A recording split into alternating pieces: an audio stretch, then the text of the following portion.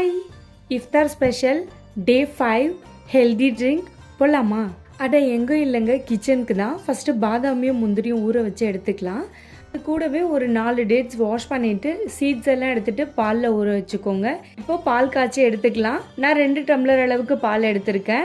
எடுத்து வச்சுருக்க பாதாமோட தோலெல்லாம் ரிமூவ் பண்ணிவிட்டு பாதாம், முந்திரி, பேரிச்சம்பழம் இது எல்லாத்தையும் ஒரு பேஸ்ட்டாக அரைச்சி எடுத்துக்கோங்க.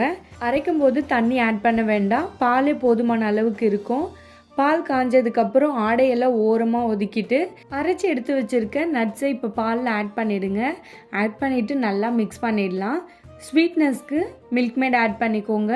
நல்லா மிக்ஸ் பண்ணி விட்டுட்டு மீடியம் ஃப்ளேம்லேயே ஒரு 5 மினிட்ஸ் நல்லா குக் ஆகணும். திக்கானதுக்கப்புறம் ஸ்டவ் ஆஃப் பண்ணிவிட்டு கூல்டவுன் பண்ணிவிடுங்க. கூல்டவுன் ஆனதுக்கப்புறம் வேறு பவுலுக்கு மாற்றிட்டு ஆல்ரெடி சப்ஜா சீட்ஸை ஊற வச்சு எடுத்திருக்கேன், அதையும் இதோட ஆட் பண்ணிவிட்டு நல்லா மிக்ஸ் பண்ணிவிடுங்க. இப்போது உங்களுக்கு பிடிச்ச மாதிரி நட்ஸ் ஆட் பண்ணிக்கோங்க. இந்த மாதிரி இஃப்தார்ஸ் ரெசிபி பார்க்க ஃபாலோ பண்ணிக்கோங்க. என்னோட இஃப்தார் பிளேட் ரெடி ஆயிடுச்சு. நெக்ஸ்ட் வீடியோவில் பார்க்கலாம். பாய்.